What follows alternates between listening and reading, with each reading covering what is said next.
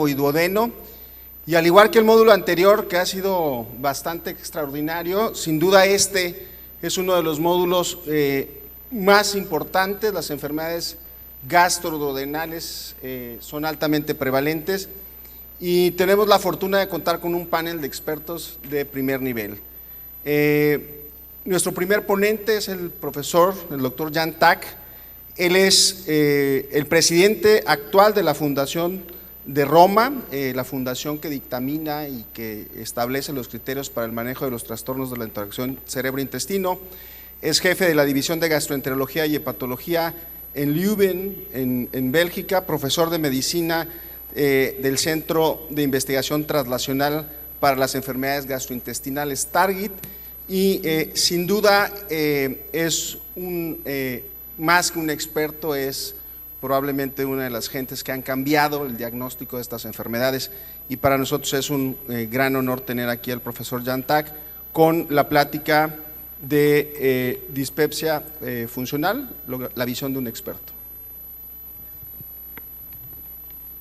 Thank you. It's a pleasure to be here and to present on functional dyspepsia. I will change to this one, so this is the one we got, so I'm using the logo of the meeting, and I've been to Mexico a couple of times, and it's always a pleasure and a privilege to be invited, so I happily accepted this one. These are my disclosures. So let's start with a case. It's a 27-year-old woman referred to a tertiary care center for refractory dyspeptic symptoms. The symptoms she already started when she was in secondary school, and they have been present for the last 10 years, and this is mainly fullness after meals, and it already starts during the meal. And the last year she has avoided fatty foods and residue-rich foods, and in her history she had an appendicectomy as a child, but, and this is the tricky thing, at the age of 13 she was diagnosed with anorexia nervosa, and she says this was resolved 2 years later. She's a single child. She studied and worked as an office assistant. She stopped working 5 months ago because of the symptoms, and she lives with her parents. So she had worsening of fullness after meals, intolerance of even small meal volumes. There's some heartburn and pain after meals, and she lost a total of 15 kilos due to the symptoms. There's also some nausea and belching, but these are not dominant. There's never any vomiting, and the stool passage is normal. And so she has very, very little food tolerance. She has epigastric pain, nausea, continues to lose weight, feels weak, sleeps poorly at night. Clinically, she has a very low body mass index. She has a cachexia-like presentation. The abdomen has slight epigastric tenderness, but otherwise is normal. The rest of the clinical exam is normal. And she had biochemistry elsewhere, including thyroid function, celiac serology, abdominal ultrasound, endoscopy with biopsies were done of both the stomach and the duodenum. And actually she has functional dyspepsia. And these are the Rome 3 and 4 criteria. 6 months from now we'll see the Rome 5 criteria. But dyspepsia is symptoms thought to come from the gastroduodenal region, and if you have this, this is uninvestigated dyspepsia, and an endoscopy is the key exam. This is actually saying that in up to 70% it will be normal, but actually this will be a little bit higher, as this recent meta-analysis shows that actually if you use the Rome criteria, more than 82% of the patients have a normal endoscopy, and the other findings are erosive esophagitis, peptic ulcer disease, and there's very little malignancy. And these are the Rome 4 criteria, very close to Rome 3 as well. So functional dyspepsia is bothersome postprandial fullness, early satiation, epigastric pain or epigastric burning, without any evidence of structural disease, including at endoscopy, likely to explain the symptoms. And for research and epidemiology, you need to have onset of symptoms 6 months ago. So this is what we use to talk about the symptoms with the patients. We use pictograms which localize where epigastric symptoms are felt, and it has pictograms for fullness, satiation, epigastric pain, and epigastric burning, and they increase the reliability of diagnosing the symptoms. And there's often additional symptoms like upper abdominal bloating, heartburn, nausea or belching that may be present in many of these patients. And you can use the symptom descriptors to look at the global epidemiology, and 7.2% of the population has functional dyspepsia-like symptoms, more females than males, and this goes down with age. And these are the results for Belgium, where I work, 5%, Mexico, 6.6%, based on the ROM4 global epidemiology study. So it's only 4 symptoms, it's no organic cause, including negative endoscopy. We think that this is heterogeneous, that there's probably 2 conditions in there: postprandial distress syndrome, which is meal-related functional dyspepsia, so this is early satiation, postprandial fullness, and other postprandial symptoms, if present. And the other one is epigastric pain syndrome, EPS, meal-unrelated functional dyspepsia, pain or burning, but the Rome questionnaire never distinguished so far between these two, and probably they are distinct. And if you look at these subgroups, the PDS group is the biggest one, 84%, EPS is around 33%, and there's an overlap of 18% if you use the Rome 4 criteria, and one of the challenges with Rome 5 is to decrease that overlap and get more to clean entities. Are they really different? Well, they are. I work in a Catholic hospital, so one of the good works is feeding the hungry. So we invited people who were fasted patients and gave them a meal, 325 calories, and measured symptoms on a score by the patient every 15 minutes for 4 hours, and this is what you get. On the left, you see the PDS group, which is the biggest group actually, and you see that symptoms rise very soon after the meal and gradually decline. And in the EPS group, the smaller group, this is a very different pattern, with symptom peaking around 2 hours and a half after the meal, and it's mainly pain and burning. So the symptom pattern after the same standard meal is very different between both groups. There's an ongoing controversy about the pathophysiology, whether this is in the GI tract and the symptoms are abdominal and they're triggered by GI events like a meal, as I showed you in the previous slide. But also there's more females. This is a group who has higher depressive anxiety comorbidity. In the difficult patients, we use psychotropic drugs. So there's an ongoing controversy. Is this in the GI tract or in the brain? And I think that it's not completely solved. This is the working hypothesis right now, that compared to health, you actually get a change with a leaky mucosa, probably triggered by genetic predisposition, acid, secondary bile acids, stress, and infection. You get leakiness, you get increased numbers of mast cells and eosinophils who are activated. You get exposure to luminal factors such as food components and bacteria and bile, and that triggers actually neural pathways that will then talk back to alter gastric sensory motor function and have some circulating inflammatory factors driving the symptom pattern. And in terms of gastric sensory motor function, what is probably driven from the duodenum is impaired accommodation in a subset of patients, hypersensitivity to distension in a subset, and delayed gastric emptying in a subset. And these are associated with different aspects of the symptom pattern: early satiation and weight loss with impaired accommodation, pain, belching, and unwanted weight loss with hypersensitivity, and fullness, nausea, and vomiting in the group who have delayed emptying. So we've defined functional dyspepsia. I've shown you the subgroups. I've given you just a very superficial glimpse of what might be happening in terms of pathophysiology. So what are the treatment options? Diet and lifestyle is always said. Actually, we have no evidence on that, but I'll show you one slide at the end. And then the next one is H. pylori eradication. And after that, this is the European consensus on functional dyspepsia, which I led, and I thought the outcome was slightly disappointing. It used the same cardinal symptoms as the Rome consensus, so satiation, fullness, pain, and burning, diagnosis, endoscopy, and actually the only treatment here that was supported was a PPI. So that doesn't help you very, very much in clinical practice. Let's see whether the Americans, together with the Canadians, are more clever. And this is the ACG guideline from 2018, and it suggests to look for H. pylori in patients with dyspepsia, and if present, they say eradicate. What are the data on eradication? This is the meta-analysis that accompanied that paper. This is more effective than non-eradication in those who are HP positive. And there's two problems with that. In my practice, 7% is HP positive, 93% is HP negative. Here the numbers will be totally different. So whether you decide to test and treat is a national healthcare issue, I think, and it depends on the prevalence. The numbers of efficacy of eradication for functional dyspepsia are slightly higher in Asian population. Number needed to treat there is around 6, but in other parts of the world, including where I work and live, it's 10 to 14, the number needed to treat, and the effect is late, 6 to 12 months after the eradication. So that is a difficult one.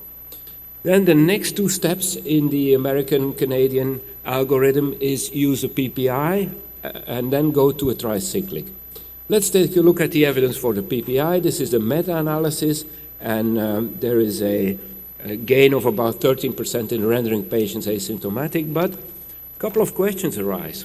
Because this is not dependent on the dose. You don't gain with increasing the PPI dose.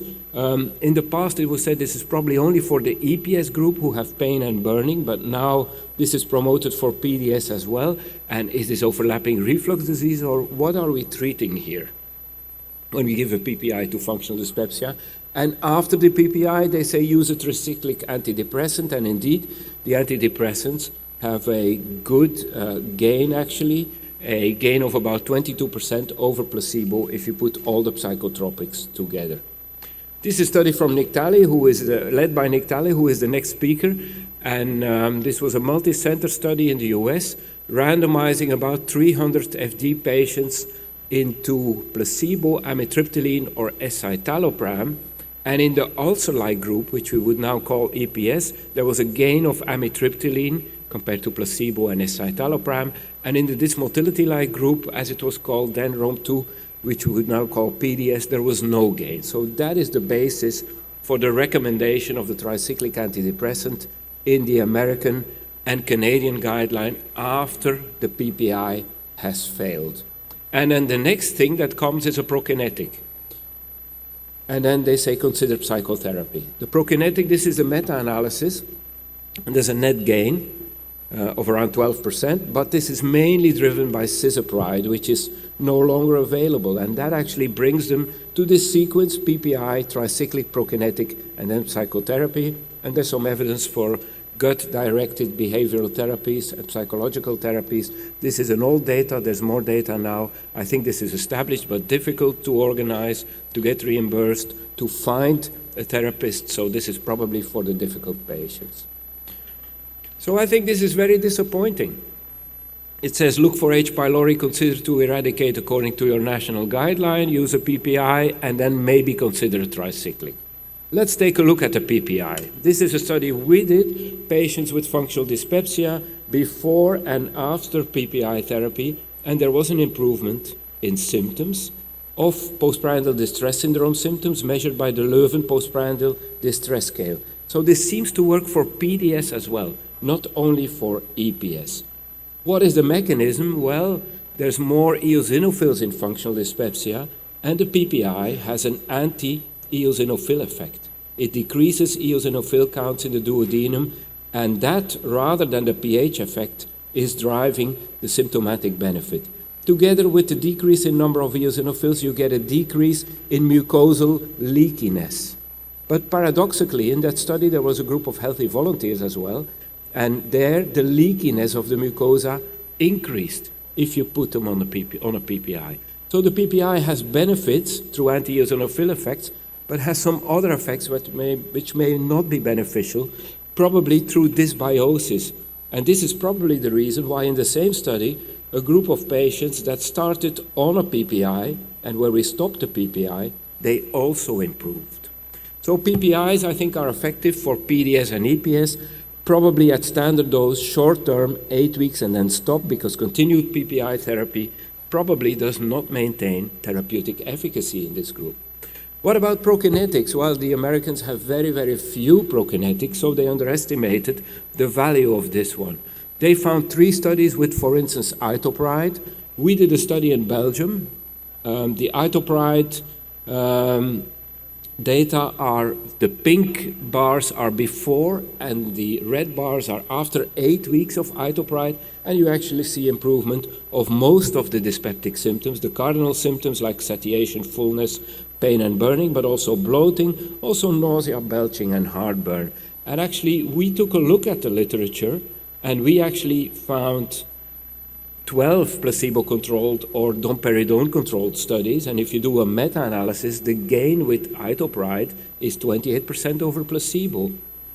And we just published, together with Nick Talley earlier this year, a long-term follow-up study, a safety study, 798 patients treated with 3 times 100 milligram of itopride, followed for 1 year, and there was an excellent response rate in open label, and the drug was very, very safe. So I think the prokinetics are underestimated in the American-Canadian guideline. And so this is my own personal algorithm that I use. I look when there's chronic dyspeptic symptoms, we do the endoscopy, and then we look for H. pylori. In my practice, I eradicate if H. pylori is present. And then in the next step, I will distinguish PDS and EPS. If it's EPS, I will start with a PPI, and the non-responsive patient after 8 weeks standard PPI dose, I will and can consider a tricyclic, but I may use a herbal medicine. I'll come back to that as well. In the PDS group, I use a low-access, cheap and safe prokinetic, and we have some in Belgium, or an acid suppressive PPI at standard dose, and I can switch or combine these. Those who have not responded in the PDS group, I look at the dominant symptom. If there's early satiety, I will use a 5-HT1A agonist. I will show you the slide afterwards. And if there's weight loss, I will use mirtazapine.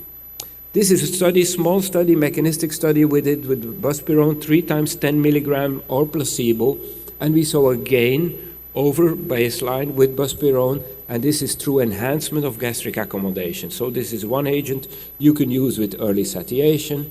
And this is a study we did in functional dyspepsia patients with weight loss, not anxious, not depressed, not on an antidepressant.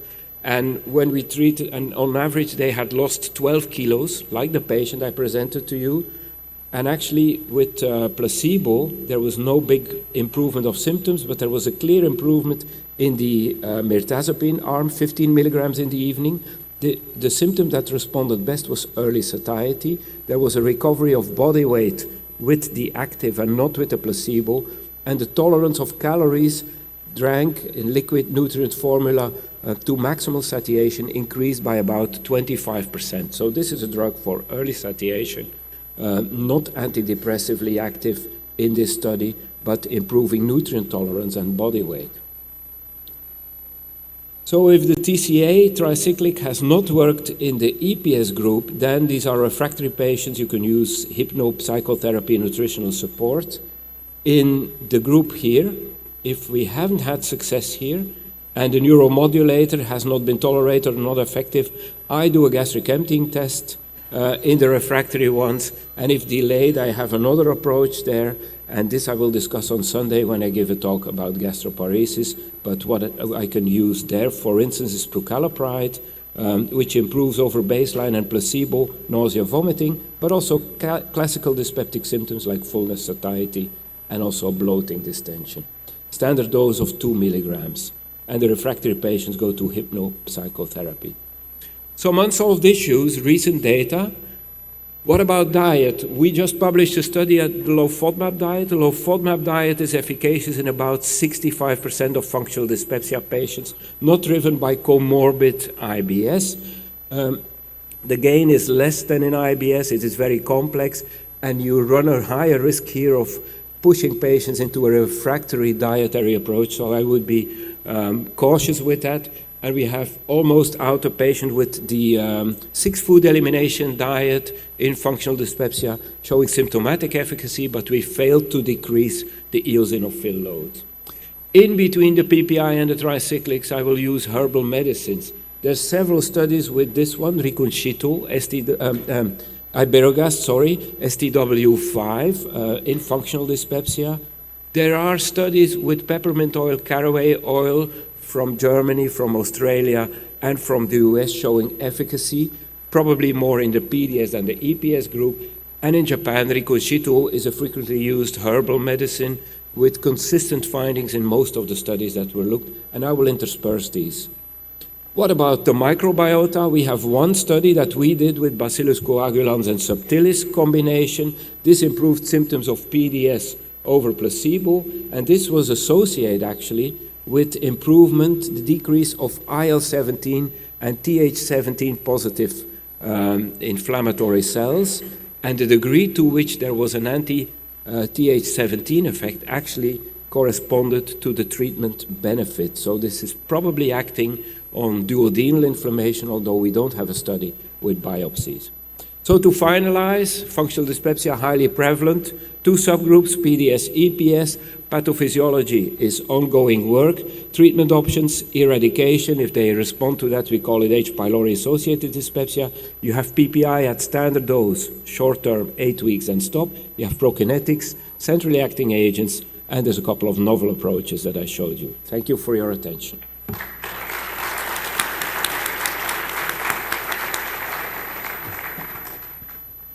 Para continuar con este módulo, tengo el honor de presentar al doctor Nicholas Talley. El doctor es profesor laureado distinguido de la Universidad de Newcastle en Sydney, Australia. Desempeñó múltiples funciones en la Clínica Mayo, en el Departamento de Investigación y de Medicina. Y actualmente es el jefe de la disciplina de Medicina en la Universidad de Newcastle, así como especialista senior del Hospital John Hunter. En el día de hoy nos hablará sobre eosinofilia duodenal, implicaciones diagnósticas y terapéuticas. Bienvenido, doctor. So thank you very much. It's a great pleasure to be here as well. I'm thrilled to be here. I've got a complex topic to cover in a very short time. I hope it'll be informative, and I hope it'll tell you or give you some guidance in practice for both a rare group of patients and perhaps a more common group as well. So we'll talk about it. Okay, and these are my disclosures. Well, we're talking about eosinophils, and eosinophils are white blood cells that circulate and come from the circulation into the tissue. They're very short-lived, but they're actively associated with inflammatory responses. There are multiple populations of eosinophils. Eosinophils can damage tissue. Eosinophils can heal tissue. It is complex, and there's a complex interplay. There are also basal populations and active populations in the gut, and I'll come back to that in a moment. But it's activated eosinophils that cause tissue damage. It's not the count, it's what they do. And I'll come back to this a number of times in this presentation. How do they damage? They release various products that essentially will damage tissue, like major basic protein and eosinophil factors that damage neurons and damage epithelial cells as well. So it's really important to recognise in eosinophilic gut disease, it's the activation and release of these products that leads to disease. And as I've said, there are these subpopulations. In fact, in one paper in Nature, there were 5 different sets of populations of eosinophils. And it's actually when they reach the tissue and activate that group of eosinophils, that is the pathogenic group, that probably is the disease-producing group of eosinophils. So let's talk about a patient who presents actually with increased tissue eosinophils. So this is a real patient. She's a woman in my clinic, presented with epigastric pain, nausea, vomiting. She had a history of depression. She'd seen another consultant who'd done an endoscopy. She had gastric erythema. Everybody seems to have gastric erythema. She had a few eosinophils to high eosinophils. The pathologist didn't really tell us whether this was abnormal or normal in the report. She was admitted to hospital because of the severity of her symptoms. She had a gastric emptying test and some other results that were unhelpful, were normal. She was called cyclic vomiting, even though she wasn't cycling, which is rather confusing. And she was discharged on neuromodulators, and then she was referred to me. think about this. Tough case, yes? I saw her in the outpatient. She certainly didn't have cyclic vomiting. Had a look at her pathology. One of her biopsies in the previous biopsy group had 30 eosinophils per high power field in the duodenum. She had a repeat upper endoscopy, which basically showed there were 20 EOs per high power field on a proton pump inhibitor, but she dramatically improved on the PPI. So, what do you think? Does this woman have an eosinophilic gastrointestinal disorder, a classic EGID, or does she have a disorder of gut-brain interaction, or does she have both, or something else? It's really difficult, isn't it? But I'm going to argue actually, after I finish this talk, what I think she probably had.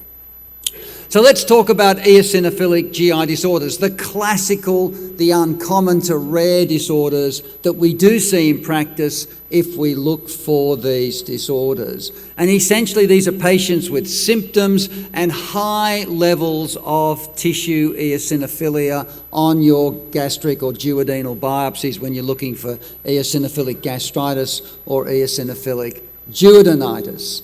There are many causes of increased eosinophils in those tissues. They don't just include the classic, the rare eosinophilic GI disorders, the primary ones. They also include, depending on where the tissue is, hypersensitivity reactions, infections, particularly parasitic infestations. Various inflammatory diseases also have increased eosinophils.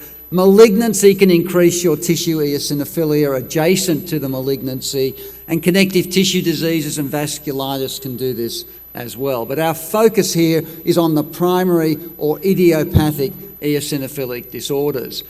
And while these have been said to be rare, there are increasing reports these disorders actually are increasing in incidence, and also the prevalence is higher than previously reported. The other important feature of these eosinophilic GI disorders, the rare ones, is they have symptoms really remarkably similar to the symptoms you encounter in functional dyspepsia and or irritable bowel syndrome. So actually, when I see a patient with one of the DGBIs, I think about, could it be a classic eosinophilic GI disorder? And every now and again, if you look hard, you'll find these disorders where you least expect them. So I think it's really important to recognise the overlap here in terms of the symptom presentation. They really can be identical, and we actually reported this many years ago, a series of patients who presented to clinic who were diagnosed after complete review as having a DGBI and later turned out to really have an eosinophilic GI disorder. There are endoscopic changes in some patients with these disorders. There's a classification of eosinophilic gastritis that has been published, but there's no duodenal scoring system at this stage. But even so, the majority of patients, in my experience, in the experience of others, including from Holland and elsewhere, is these patients typically have a normal endoscopy, which again is why you can confuse them with a DGBI. Your pathologist is really important here, and besides looking for classic sheets of eosinophils, which is really a tip-off, this is classic eosinophilic GI disease, you need to actually ask your pathologist to count eosinophils. And my experience is pathologists hate counting. Not quite sure why, but they do. You really got to get them to do this, because there are cut-offs you can use for the classic disorders, and that will change your management. If it's functional dyspepsia with a slight increase in eosinophils, that's a different ball game. So it's really important that they do this. And what's abnormal? What's the abnormal count? Because remember, I talked about activation being much more important than counting. But if you have a significantly high enough level, that's a good indicator of disease. There's currently a consensus process underway with the eosinophil experts around the world to define what these cut-offs will be. They will be different to what's on this slide, I suspect. But at the moment, these are the cut-offs. 20 eosinophils per high power field in the stomach or higher, 30 or more, 33 or more in the duodenum. Remembering you want to see them in more than one biopsy if possible to be absolutely convinced. But they're reasonably high numbers overall. But why are these high numbers relevant? The higher the number, the more convincing the evidence is there are really significant pathological changes. For example, in the transcriptome that's been reported by groups around the world. So the higher the count, the more likely there is real pathology. And as I said, it's not about the eosinophil count, it's about degranulation. We published these data many years ago, which showed we had patients with classic eosinophilic GI disease who had no eosinophils in the tissue. When we stained for major basic protein, the green coloured on this slide, when we stained with the immunofluorescence for major basic protein, some of these tissues had a massive amount indicating clear-cut eosinophil degranulation that was missed on classic pathology. So this is well known. And it's all about these tissue degranulation occurring and release of eosinophilic mediators that again really, really matters. And this can occur in various parts of the tissue and even mesh-like structures where you can see these going on. So why do you get an eosinophilic GI disorder? Well, the underlying causes remain to be identified. Food antigens, like in eosinophilic esophagitis, are a common trigger, but probably mast cells play a role as well, because mast cells and eosinophils, as Professor Tack already told you, they go together in these diseases. And that's as far as I'm going to cover the cause. But what about treatment of these disorders? Because as clinicians, this is what really matters. And unfortunately, there are very few randomised trials. I'm going to talk about some of these treatments very quickly. Diet therapies, of course, because we believe food antigens play a significant role, really is important. Elimination diets do seem to work, although this is uncontrolled data, but they do seem to work in these diseases. Remembering, though, that the risk of inducing disordered eating with some of these very strict elimination diets is actually a risk. And it's something we're seeing more and more in practice with people developing disordered eating with these diseases. This is an elemental diet study which definitely showed benefit. Again, it was uncontrolled, but it did certainly show benefit and a reduction in tissue eosinophilia with this kind of approach, although children tolerate this while adults tend, with most of the currently available diets, do not tolerate this approach. Steroids have remained first-line therapy, systemic steroids, but of course the side effects of these are significant, and immunomodulators can be helpful as steroid-sparing additions as well. What about proton pump inhibitors in the classic eosinophilic GI disorders? Well, there's really little data, but I certainly use these as adjunct therapy, and some of my patients definitely improve just with PPI, because PPIs are anti-eosinophil drugs. They basically block eotaxin 3 release, and that's why they reduce tissue eosinophilia. What about other approaches that can be used? I won't have time to cover these in much detail. I want to talk, though, about some of the studies that have been done. And it's interesting, drugs that are just eosinophil depleting in the pathway can reduce tissue eosinophilia, like benralizumab, but actually not benefit symptoms at all, suggesting that whatever our target has to be, it's not just reducing eosinophil numbers. So benralizumab was disappointing. Lirentelimab blocks eosinophils and mast cells, which has been one of the reasons people have been interested in this approach, because the thought was if you block mast cells as well, surely that will lead to symptom resolution.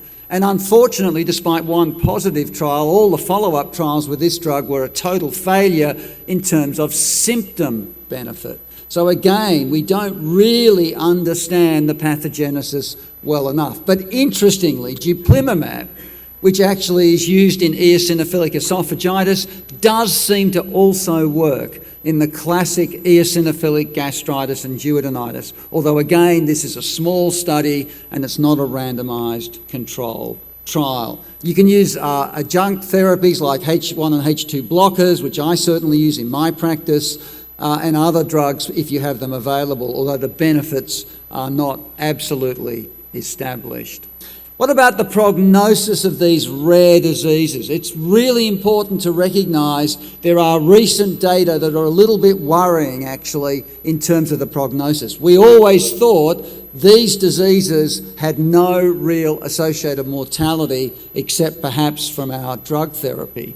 But actually, this study from Sweden suggested that mortality's increased in these disorders. It's a small increase, but it was significant.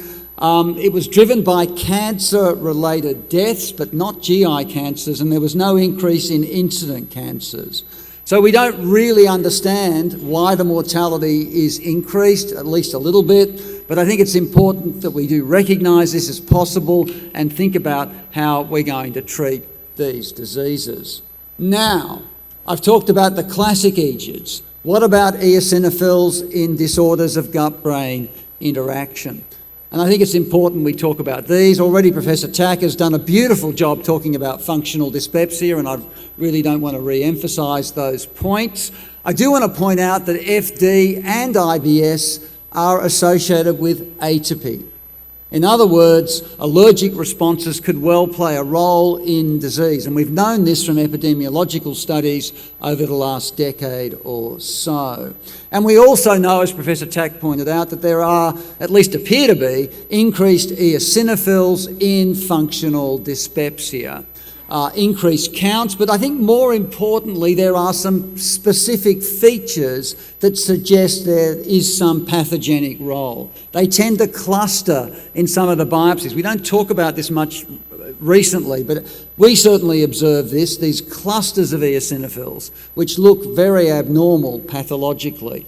And then we see evidence of activation of eosinophils, for example, release of major basic protein next to the nerves, which can damage the nerves. Work from Leuven showing eosinophils are related to symptoms and associated with related to symptoms and related to other changes in physiology. And this may be because there's neural damage that was also correlated with the inflammatory infiltrate in a very elegant study from the Leuven group, which I've just shown briefly on this slide. And a meta-analysis from my group showing that overall an increase in eosinophilia in functional dyspepsia. But it's a very subtle increase. It really is subtle. There are studies, this study from the US, an outlier study, which suggests that we may be overlooking classic EGIDs even in these disorders of gut-brain interaction. I won't take you through this study. It was surprising, though, how many patients had high eosinophil counts in this study. And I don't know why that was the case. I remember not believing these data and actually reviewing some of the slide material myself with Marjorie Walker, who was an expert GI pathologist in our group, and we agreed with the results of what they were finding. It's just surprising they found so many in secondary gastrointestinal care when they looked carefully. And I'm not sure why that was the case in this US study. It will need to be replicated to find out. Eosinophilia has also been linked to reflux disease, at least symptomatic reflux disease. So these are data that we generated from a Swedish study, basically increased duodenal eosinophilia in functional dyspepsia, linked to an increase 10 years later of six-fold increased risk of actually having new onset symptomatic reflux, which was, again, very interesting, although we actually now know that in reflux disease, when we look at the duodenum, you don't find an increase in eosinophils overall, although you do find increases in immune activation, work that we'll be publishing and presented recently at the UEGW. So, and then finally, in terms of DGBI, we also found eosinophils in rumination of all syndromes. I'd like someone to replicate this study, but we certainly found it. But it's not the numbers. It's not the numbers in these disorders of gut-brain interaction. It's really about the activation of the eosinophil that really matters. And there are good data, in my view anyway, and our group's generated some of this, others have too, that there is an immune activation pattern in functional dyspepsia. Here's work from Newcastle, from my group, showing this very clearly, this Th2 and Th17 signal in the duodenum. And this immune activation, in my view, is what is critical, not the inflammation in terms of eosinophil counting. Why do people develop this? Well, certainly the microbiome may play a significant role. We know there is a typical pattern of dysbiosis in functional dyspepsia. Many groups have found, for example, increased streptococci in FD, although it does vary in other groups about what pattern they find, as is always the case. And this idea that microbial antigens are one of the drivers of FD, I think is supported by both a study of rifaximin in functional dyspepsia, which was positive, only one study, sadly, we need more, and also the work from Lurven looking at probiotics in this syndrome. And then the dietary data we've heard about as well. Dietary restriction clearly has a potential benefit, and that may be another explanation, food antigens driving this immune activation. And then finally, the stress pathways can also lead to changes in the mucosa, activation of the immune system, reductions in goblet cells. You can see this in experimental paradigms, for example, this study that we published a few years ago. And there is this interesting concept that maybe we can treat this disorder by reducing immune activation, and perhaps local steroid release may be beneficial. In this very small RCT, we didn't see that, although if eosinophils decreased, we certainly showed symptoms were a benefit.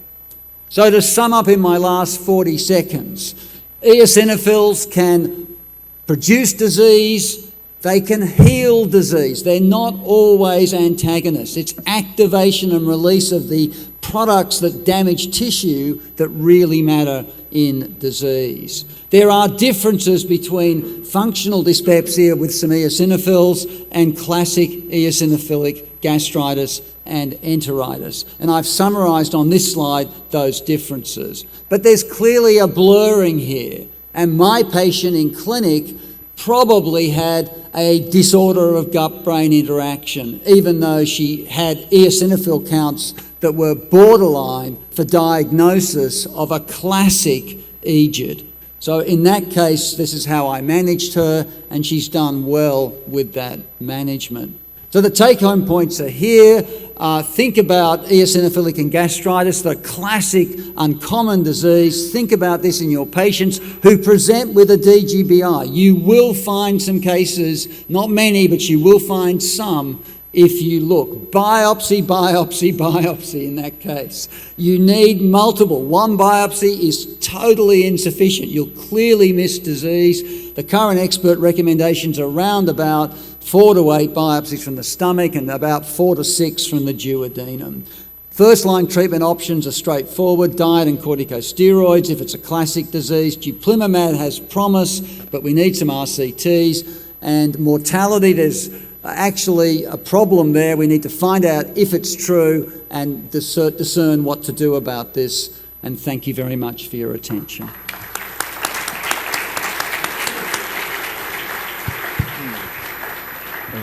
Muchas gracias al doctor Talley, sin duda una extraordinaria plática.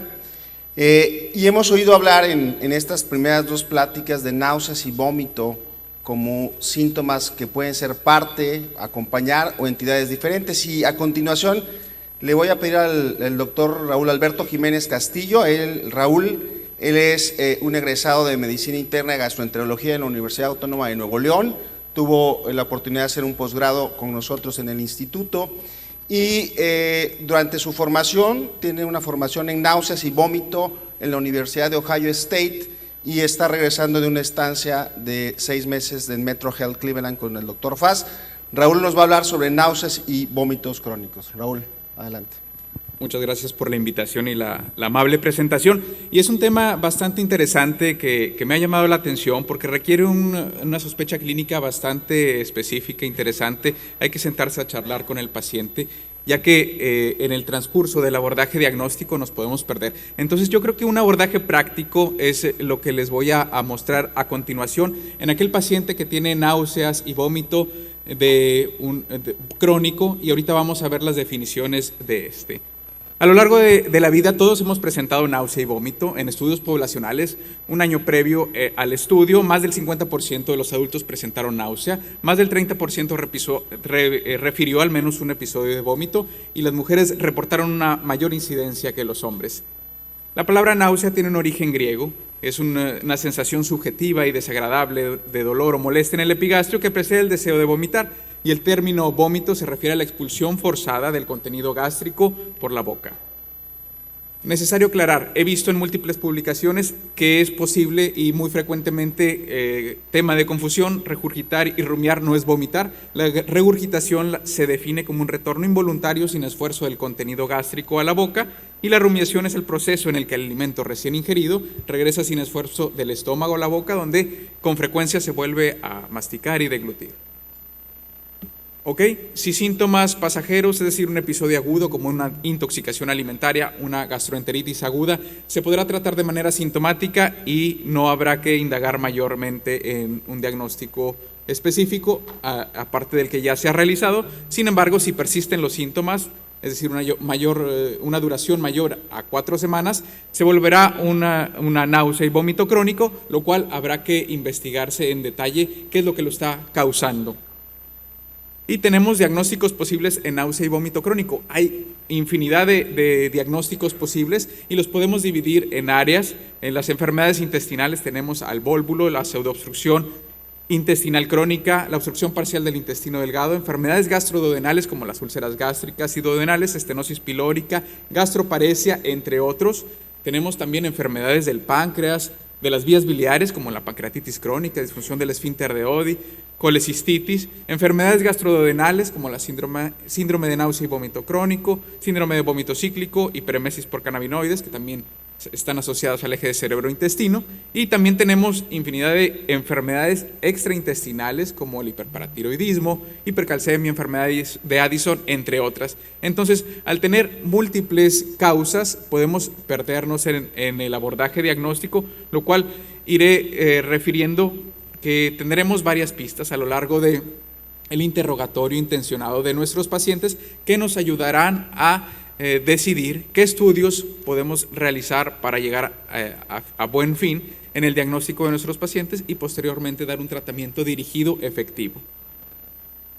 ¿Qué debo de hacer para llegar a mi diagnóstico? Tenemos que hacer toda esta batería de exámenes: TAC de abdomen simple o contrastado, gammagrafía de vaciamiento gástrico, endoscopía superior, esofagograma, manometría enteroTAC, porque es bastante común que nos llegue a la consulta el paciente con múltiples estudios. Sin embargo, a pesar de la infinidad de estudios que se han realizado, no hemos llegado a un diagnóstico específico, por lo cual nuestro paciente nos sigue refiriendo náusea y vómito. Es una pregunta que vamos a responder en las siguientes diapositivas. Tenemos casos clínicos, los casos clínicos que voy a mencionar son los últimos casos clínicos que he tenido de esta entidad en los últimos 2 meses. Entonces tenemos a Enrique, que es un ingeniero en sistemas, 30 años, por lo demás sano. Sin embargo, refiere que posterior a la pandemia de COVID-19, su madre enfermó, estuvo en cuidados intensivos y posterior a esto tiene episodios cada 3-4 meses de náusea y vómito, más de 20 episodios de vómito al día, y le durará 3 a 4 días y posteriormente esto cede. Tenemos a Isis, una estudiante brillante de odontología, originaria de El Salvador, sin antecedentes de relevancia. Sin embargo, refiere que desde la infancia tiene episodios de dolor abdominal y múltiples vómitos. Actualmente tiene náusea todos los días. David, trabajador, 44 años, diabetes tipo 1 de larga evolución, mal control glucémico desde el inicio de su enfermedad y tiene también múltiples episodios de náusea y vómito a lo largo del año. En ocasiones siente plenitud postprandial después de los alimentos. Patricia, de 2º año de la carrera de medicina, antecedentes de disautonomía y síndrome de hipermovilidad. Desde que estoy en la primaria tengo náusea, casi nunca vomito. Rishi viene de la India, consultó por su problema, refiere expulsar contenido alimentario después de sus comidas, ha tenido múltiples tratamientos antieméticos sin eficacia. Y Tyler, que tiene 15 vómitos cuando se acerca a su cumpleaños, refiere que casi siempre sucede durante episodios de estrés, ya sea positivo o negativo, y usa cannabis para relajar y refiere que lo ayuda con el apetito y estado de ánimo. Entonces, tenemos que los síntomas son prácticamente los mismos, sin embargo, no todos los casos son iguales. Entonces, ¿debo realizar todos los estudios? Realmente no. Y tenemos que hacer una historia clínica detallada y una exploración física detallada. Esto es fundamental para llegar a cabo el diagnóstico correcto de nuestros pacientes. Entonces, en la historia clínica habrá que indagar específicamente por fármacos, opioides, agonistas de GLP-1, que son comúnmente utilizados actualmente, incluso sin prescripción médica, cirugías abdominales recientes para explorar la posibilidad de que no estemos ante adherencias o estenosis, antecedentes médicos, como antecedentes de esclerosis sistémica, enfermedad de Parkinson, que pueden retrasar la motilidad intestinal, incluso la gástrica, y acompañantes, es decir, que no estemos ante una bandera roja, como por ejemplo aquellos pacientes que tienen cefalea matutina o cefalea que la despierta durante las noches.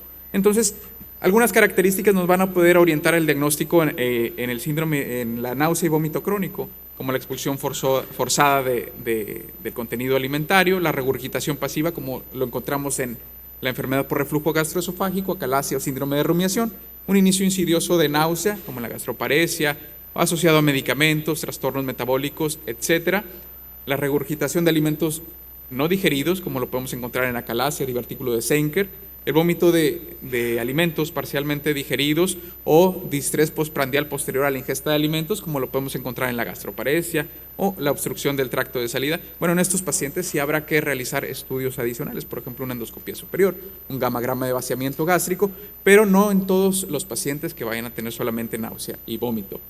Vómito de contenido biliar en una obstrucción del intestino delgado o copremesis en aquellos pacientes que tengan una obstrucción intestinal. Aquel vómito que se refiere antes del desayuno, podemos encontrarlo en el embarazo, uremia, ingesta de alcohol o el aumento de la presión intracraneal. El vómito en proyectil también lo encontramos en esta entidad. Vómitos posterior a la ingesta de alimento, en gastroparesia, obstrucción, etc. Entonces, vamos a encontrarlo de manera relevante. Hay que hacer una investigación detallada de los síntomas asociados en estos pacientes, porque si no nos podemos perder en múltiples estudios diagnósticos sin llegar a un diagnóstico definitivo. Y entonces yo les traigo 10 puntos en el abordaje diagnóstico de la náusea y el vómito crónico, propuestos los que se me hacen más relevantes para llegar a un diagnóstico definitivo. Y tenemos causas secundarias. Entonces, en la evaluación de nuestros pacientes, todos los pacientes deben tener al menos estudios ancilares que deban descartar causas endócrinas o metabólicas. Por ejemplo, en el paciente que se le solicitará una química sanguínea para ver que no tengamos una hiperglicemia bastante importante, o en aquellos pacientes que nos puedan orientar hacia otras patologías endócrinas o metabólicas. Aquellos con náusea y vómito crónico debe excluirse la presencia de obstrucción gastrointestinal, y eso lo podemos hacer realmente sencillo con una radiografía de abdomen. En pacientes con náusea y vómito crónico, fundamental revisar la medicación actual con el fin de excluir causas farmacológicas y signos y síntomas que sugieren hipertensión intracraneal, como estos que les muestro a continuación. Totalmente habrá que indagarse para investigar y realizar los estudios diagnósticos correspondientes, como sería una técnica de imagen de cerebro. La náusea y vómito crónico también son síntomas frecuentes en los trastornos de la conducta alimentaria, la anorexia nervosa, bulimia. Entonces, habrá que estar muy pendientes de que la paciente no haya perdido o el paciente no haya perdido gran cantidad de peso, que no estemos ante un trastorno de la conducta alimentaria, para poder referir de manera adecuada y pronta a nuestros pacientes, a los médicos que nos puedan apoyar en estos eventos de trastornos de la conducta alimentaria, como lo puede ser el psiquiatra o nutrición clínica. En trastornos de la motilidad son síntomas frecuentes, sobre todo en los trastornos de motilidad gástrica, como en la gastroparesia, o en trastornos de motilidad intestinal. Y estos síntomas pueden estar asociados y habitualmente predominan la historia clínica: dolor abdominal, saciedad temprana, plenitud postprandial, distensión abdominal, aunado a la náusea y vómito crónico. La presencia de heces intestinales dilatadas sugerirá un trastorno motor intestinal, por lo cual habrá que explorar esto en más detalle durante el abordaje diagnóstico. Y los trastornos del eje cerebro-intestino, que si se darán cuenta, la mayor parte de mis pacientes que les mostré previamente tenían trastornos del eje cerebro-intestino, salvo aquel paciente que refería un mal control glucémico, que finalmente se diagnosticó como gastroparesia, pero todos aquellos pertenecían a estas entidades que conocemos como trastornos del eje cerebro-intestino, en el cual habrá 3 entidades predominantes que se encuentran en los criterios de Roma 4, que serán el síndrome de vómito cíclico, el síndrome de hiperemesis por cannabinoides y el síndrome de náusea y vómito crónico. Y el síndrome de vómito cíclico se caracteriza por episodios recurrentes, regulares y estereotipados de náusea y vómito intenso, intercalados con episodios asintomáticos. El diagnóstico solo puede establecerse tras excluir algunas causas orgánicas y metabólicas que expliquen los síntomas. Sin embargo, no hay necesidad de hacer estudios exhaustivos, ya que la sintomatología y la historia clínica habitualmente te dictan el diagnóstico en estos pacientes. Y tenemos con más detalle todos los criterios diagnósticos. Estos deben estar presentes o haber iniciado al menos 6 meses previos al diagnóstico y estar presentes en los últimos 3 meses. Y debe incluir todo lo siguiente, que son episodios estereotípicos de vómito. Habitualmente son abundantes, es decir, en frecuencia pueden llegar a ser entre 15 y 20 vómitos en un día. 3 episodios distintos al menos en el año previo y 2 episodios en los últimos 6 meses, y ausencia de vómito entre los episodios, aunque puede persistir la náusea y dolor, que habitualmente son leves entre los episodios. Y entonces tenemos que el vómito cíclico habitualmente se cataloga entre la fase en la cual el paciente habitualmente tiende a estar asintomático, fase prodrómica en la cual puede encontrarse síntomas como los que les acabo de mencionar, en el cual podemos incidir de manera positiva en nuestros pacientes al indicar tratamientos abortivos, que son tanto el sumatriptán intranasal, tratamientos antieméticos como el ondansetron o el aprepitant, y quizás algunos antihistamínicos. En el tratamiento de soporte, aquel paciente que ya tenga un episodio o un evento, habrá que tratarse ya sea en casa o en la sala de emergencias con tratamiento de soporte y tratamientos antieméticos. Y en la fase de recuperación, el paciente debe de retomar tanto los tratamientos como su dieta habitual de manera paulatina. El síndrome de hiperemesis por cannabinoides o por cannabis es una variante del vómito cíclico. Realmente los síntomas son prácticamente los mismos. No se puede diferenciar de manera específica de entre ellos. La única diferencia es que hay un consumo excesivo y prolongado de cannabis en este síndrome. Sin embargo, habitualmente se ha hecho el discernimiento de que aquellos pacientes con síndrome de hiperemesis cannabinoides tienen preferencia por duchas prolongadas con agua caliente. Sin embargo, esto también se ha visto de manera muy frecuente en el paciente con síndrome de vómito cíclico que no consume cannabis. Entonces, no es una regla, hay que diferenciar esto. Y también el eritema abigne, que es posterior a la ducha prolongada con agua caliente, tampoco es una regla que deba estar presente en el síndrome de hiperemesis por cannabinoides. Entonces, los criterios diagnósticos deben incluir todos los siguientes: vómitos episódicos estereotípicos similar a vómito cíclico, presentarse posterior al consumo prolongado de cannabis y alivio tras el cese sostenido del consumo de cannabis. Sin embargo, no hay actualmente cómo definir este consumo prolongado, qué tanto tiempo. Habitualmente se toman 6 meses como referencia, y qué tanto cannabis se utilizó. También es difícil mencionarlo, dado que es dificultoso encontrar la cantidad de cannabis en el consumo del paciente. Sin embargo, los patrones de uso de cannabis habitualmente 6 meses a 1 año, y la frecuencia de uso al menos 4 veces por semana en promedio es lo que se sugiere como para tomarlo en cuenta para hacer el diagnóstico de nuestros pacientes, y al menos el cese de 6 meses. La náusea y el vómito crónico inexplicado se caracterizan por la presencia recurrente de estos síntomas. Esto me refiero al síndrome de náusea y vómito crónico. Lógicamente, no hay evidencia de ninguna otra sintomatología, y los episodios deben haberse presentado al menos 3 meses previos y haber iniciado al menos 6 meses previos al diagnóstico. Y estos son los criterios diagnósticos de los criterios de Roma 4. Tenemos recientemente una publicación en Población Mexicana. Este síndrome de náusea y vómito crónico se asocia con afectación de actividades de la vida diaria, dolor, malestar, ansiedad, presentismo y ausentismo laboral. Entonces, todos nuestros pacientes que acudan con nosotros por esta patología debemos de ser muy empáticos, ya que presentar estos síntomas lleva a cabo detrimento de la calidad de vida, por lo cual hacer un diagnóstico expedito es lo mejor en estos pacientes y darles tratamiento.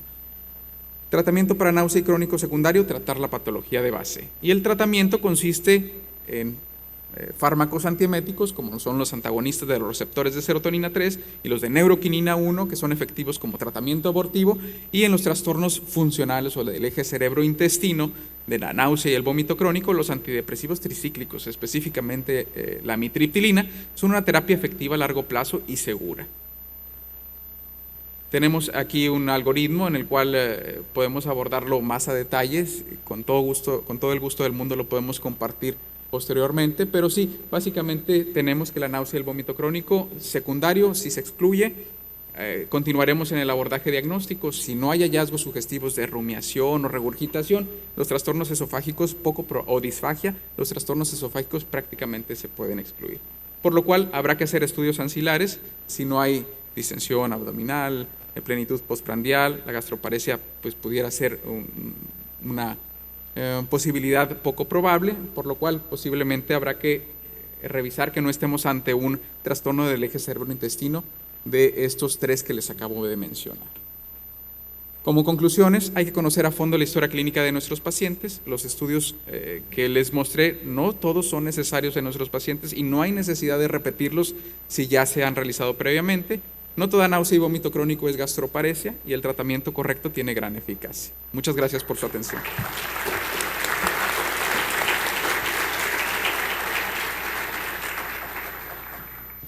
Y bien, escuchamos en la plática del doctor Tack el papel que juega la infección por Helicobacter pylori en los pacientes con síntomas dispépticos.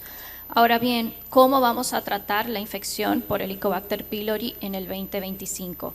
Para esto invito al doctor Francisco Javier Bosques Padilla. Él es especialista en gastroenterología, hepatología, es investigador y médico en el Hospital Universitario Dr. José Eleuterio González de la Universidad Autónoma de Nuevo León y es expresidente de la Asociación Mexicana de Gastroenterología.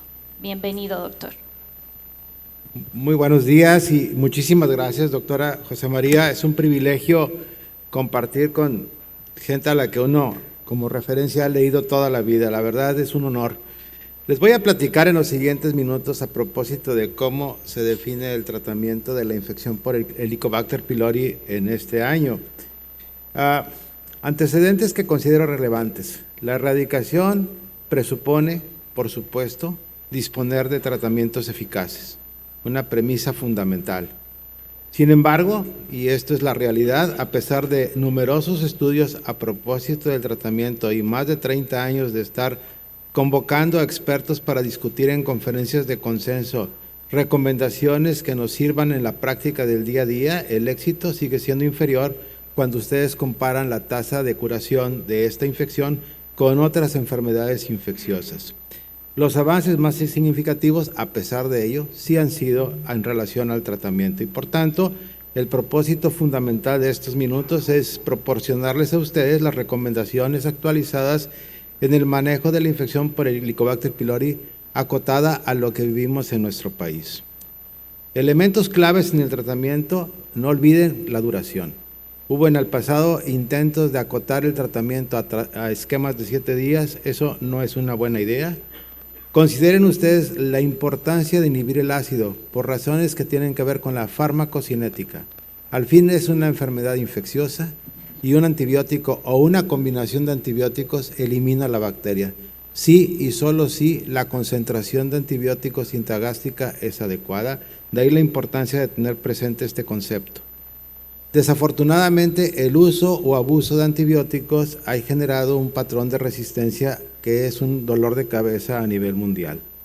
Optimizar las dosis, incluso, y lo mencionaré en la charla, las pautas de tratamiento. A veces queremos crear nuestros propios esquemas. No, está definido. Si dice cada 6 horas, es cada 6 horas y tiene una razón de ser. Y lo más importante también es verifiquemos que el paciente, una vez que lleva a cabo las pautas recomendadas, el paciente elimina la infección. Conceptos claves para recordar: el fenotipo. La mayoría de los pacientes tienen una condición leve, la mayoría tienen una afección fundamentalmente a nivel del estómago, la secreción ácida es normal y los pacientes son asintomáticos en la mayoría de los casos.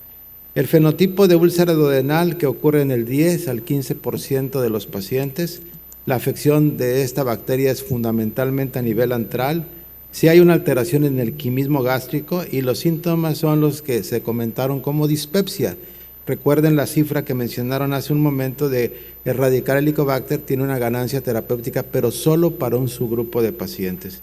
Y tenemos el fenotipo del cáncer gástrico, que desafortunadamente sigue siendo una enfermedad muy prevalente, aun y que la tasa atribuible a cáncer es menor del 1%.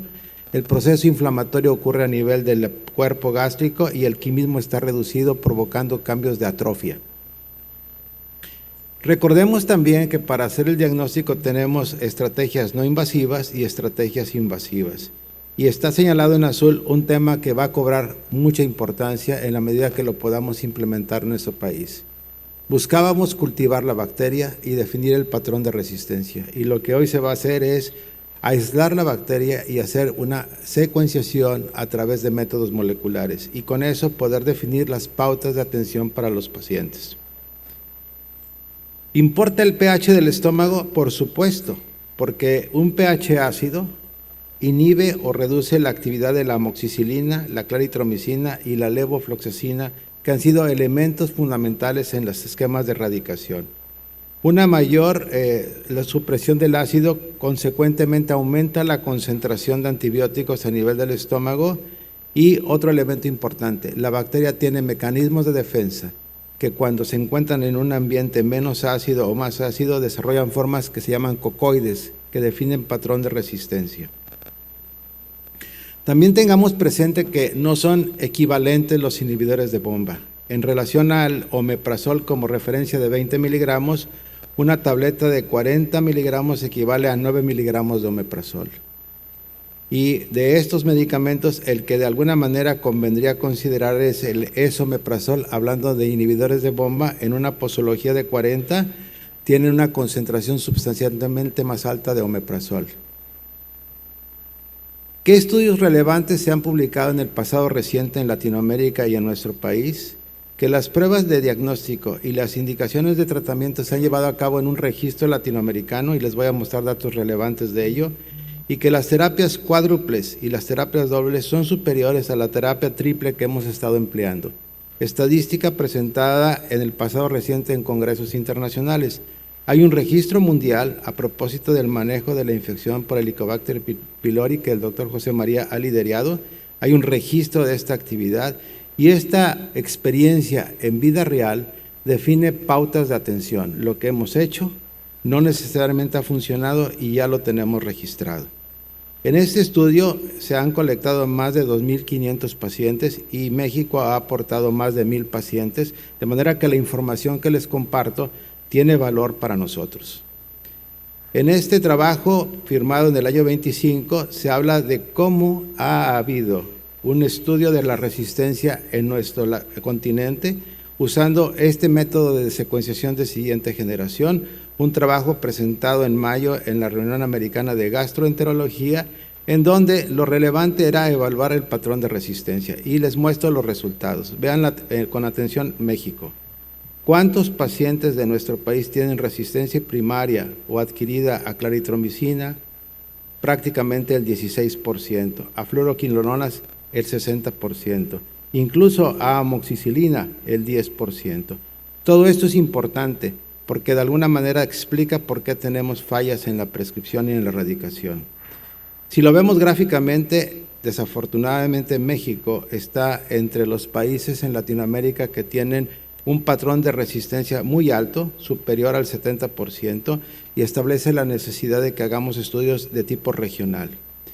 La resistencia es un problema a nivel mundial. Esta publicación de septiembre en la revista GOT, donde también participa el doctor José María, revisa lo que se sabe del tema. Y lo que se sabe es que la información colectada a nivel mundial está limitada y nos ha dado lugar a tasas de fracaso significativas de la terapia de erradicación. La mayoría de los datos a propósito de resistencia provienen de comunidades y se basan en pruebas fenotípicas, es decir, cultivo. No tenemos acceso a las pruebas moleculares, que son las que ahora se consideran convenientes, Y entonces revisaron de manera prospectiva y retrospectiva la información colectada a lo largo de todos estos años. ¿Qué fue lo que encontraron a propósito de México? Que la resistencia a los pacientes en México de claritromicina en el escenario más optimista es del 12%, hasta un 32%, de levofloxacina el 18%, de metronidazol el 58%. Tomemos esto en cuenta al momento de prescribir. Si lo vemos gráficamente, vean ustedes que el único antibiótico en el cual la tasa de resistencia se considera conveniente es amoxicilina. ¿Qué agregó este estudio en el conocimiento nuestro? Que la encuesta es una encuesta amplia, es una encuesta actualizada y retrata lo que ocurre a nivel mundial. También nos muestra que hay un rápido crecimiento en la resistencia y este es un dolor de cabeza. Desafortunadamente, pautas de erradicación adecuadas no tenemos. Se definen los retos que tenemos como país o como países. ¿Qué más agrega este estudio? No se puede acceder a una terapia empírica. En algunos lugares no hay bismuto, no hay tetraciclinas y eso establece un reto en el tratamiento. Las resistencias a nivel nacional e internacional son altas, desafortunadamente, y de alguna manera define una necesidad. Vigilar el patrón de resistencia, tarea por hacer de parte de la asociación a la que nos convocamos el día de hoy. A propuesta de la asociación, este año se definió el 5º consenso. Me entero ahorita que el trabajo que ya está aceptado se va a publicar en el próximo año, y es el consenso mexicano a propósito de cómo diagnosticar y cómo tratar la infección por Helicobacter pylori. La edición previa del año 18 dejaba ya muchas lagunas y requería actualización. Ha habido avances importantes en métodos de diagnóstico y avances importantes en estrategias terapéuticas. Y les comparto en forma sucinta las conclusiones más importantes en relación al tratamiento.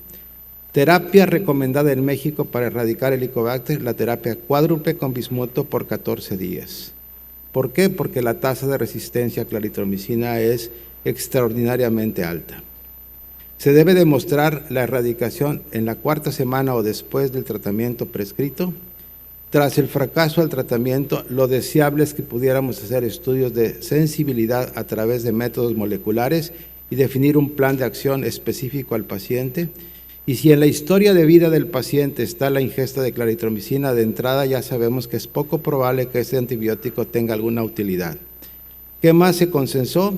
Que los pacientes que han fallado a tratamiento, lo conveniente es buscar una terapia distinta a la dada a través de métodos moleculares de sensibilidad, que darle al paciente dosis altas de bloqueadores de ácido un par de veces al día mejora la tasa de curación, y que los tratamientos, cuando se emplean bloqueadores de la bomba de potasio, las respuestas terapéuticas reportadas a nivel mundial, como mencionaré más adelante, han mejorado. Si lo vemos gráficamente, esta sería la gráfica que ustedes van a ver en el consenso que se publica el próximo año. Demos inhibidores o bloqueadores de PCABs cada 12 horas, tetraciclinas o doxiciclina, que es una alternativa interesante, bismuto, como menciona la diapositiva, cada 6 horas, y metronidazol cada 8 horas. La opción 2 es la terapia cuádruple, que le llamamos concomitante, donde se incluye la claritromicina, y la eficacia de esta combinación está dada por el sinergismo bactericida de estos 3 antibióticos. Si el paciente se cura, perfecto, y si el paciente no, se debería evaluarse para una prueba molecular.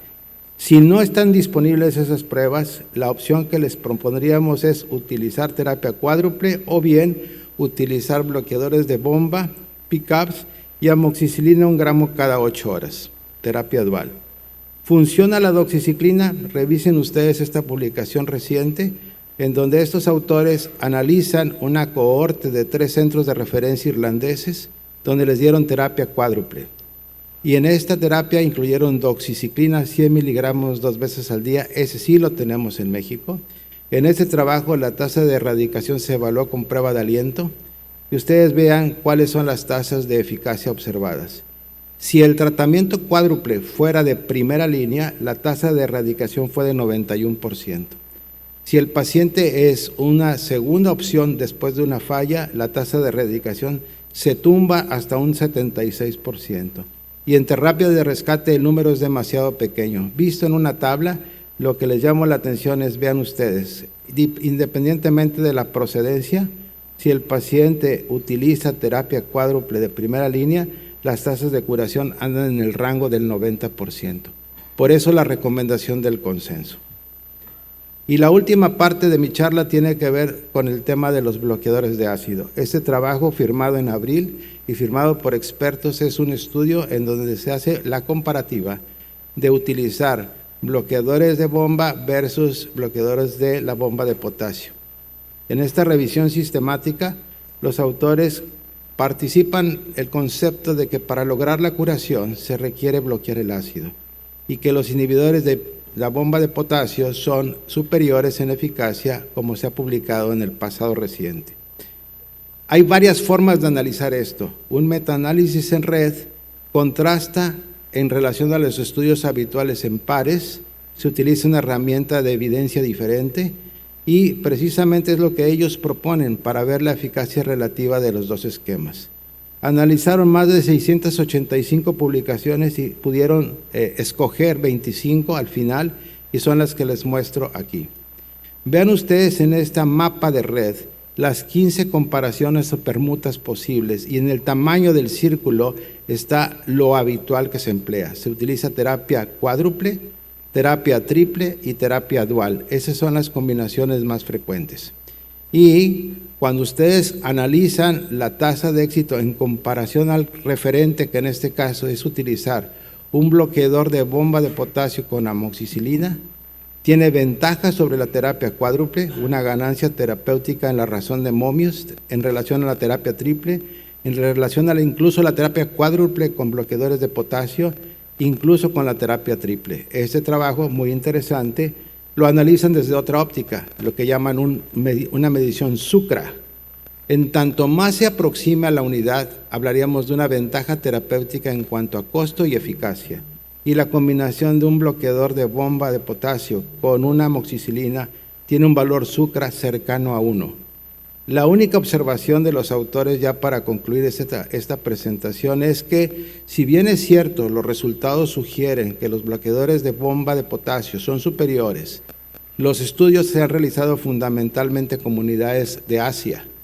Aunque las tasas sean importantemente altas, lo deseable es que estén en o por arriba del 90% y se requiere precisamente revisar o replicar estas investigaciones. Muchísimas gracias por su atención.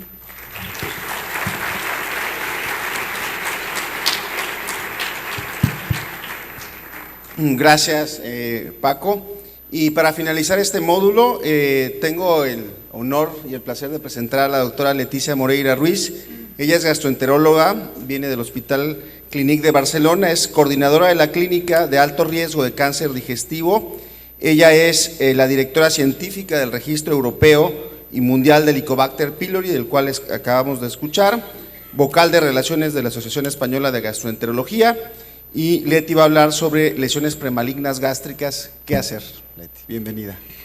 Bueno, muchísimas gracias por la presentación y he de decir que me hace una especial ilusión estar hoy aquí porque no lo dijo, pero yo soy de México, hace más de 20 años que vivo en Barcelona y de hecho soy de Jalapa, o sea que estoy totalmente como local. Entonces, bueno, pues muchísimas gracias por permitirme estar aquí y bueno, pues vamos a comenzar.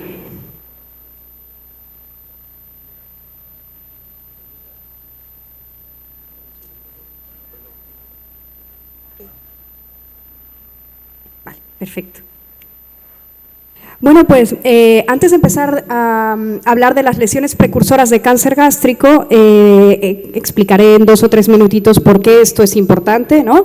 Porque hacer una intro del cáncer gástrico en general, sabéis que es el 6º tumor más frecuente en el mundo y el 7º en mortalidad. Y de acuerdo a los datos últimos del GloboCan del 2022, México tiene una incidencia que está en 6,3 casos por 100.000 habitantes y esto le confiere que es en general, en todo México un país de bajo riesgo, aunque hay algunas áreas que son de alto riesgo, de riesgo intermedio, pero su importancia no radica tanto en esta incidencia o prevalencia, que no es lo que llama tanto la atención, sino su importancia radica en la mortalidad, ya que la supervivencia del cáncer gástrico no suele superar el 30% a los 5 años. Y entonces me gustaría introducir otro concepto, que es el de cáncer gástrico precoz, en el cual el adenocarcinoma está confinado a la mucosa o a la submucosa, independientemente de la afectación ganglionar, y aquí la película cambia completamente porque la supervivencia libre de enfermedad es del 90%, no del máximo 30% que estábamos hablando en el cáncer en general, ¿no? Y entonces esta es nuestra área de oportunidad y nosotros como gastroenterólogos es en lo que nos debemos de enfocar. Y además porque la mayoría de los cánceres gástricos precoces están en personas que ya tienen lesiones precursoras de cáncer gástrico, y entonces, insisto, esta es nuestra área de oportunidad como gastroenterólogos, ¿no? De poder marcar o cambiar la historia natural de esta fatídica enfermedad. Entonces, ¿cuáles son estas lesiones precursoras de cáncer gástrico? Básicamente partimos de una mucosa gástrica normal en que ante la presencia crónica del Helicobacter hablamos de una gastritis crónica activa, que si la infección perdura pasamos a una gastritis crónica atrófica en la que ya hay una pérdida de glandular en la mucosa, y posteriormente, después, gastritis crónica atrófica, primera lesión precursora, después pasamos a metaplasia intestinal, segunda lesión precursora, y aquí me tomo el tiempo en diferenciar en metaplasia intestinal completa e incompleta porque tiene su importancia para el seguimiento. Cuando hablamos de metaplasia intestinal estamos hablando de una sustitución del epitelio glandular de la mucosa gástrica por epitelio que se parece a la mucosa del intestino. Y cuando hablamos de metaplasia intestinal completa es que se parece al intestino delgado. Y cuando hablamos de incompleta se parece al colon. Y después ya hablamos de la tercera lesión precursora, que ya es la displasia, en la que ya hay una atipia, y finalmente estamos hablando del cáncer.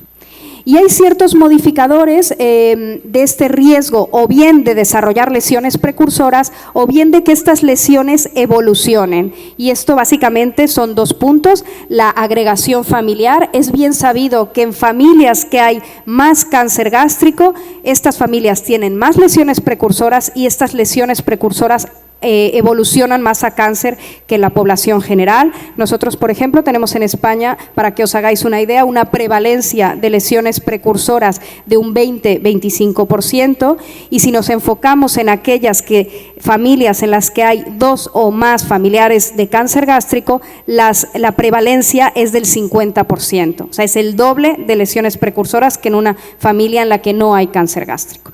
Y después el siguiente condición es el Helicobacter persistente, ¿no? Si no somos capaces de erradicar el Helicobacter, persiste ahí dando por saco, ¿no?, la inflamación activa en la mucosa, y esto hace que las lesiones precursoras vayan evolucionando.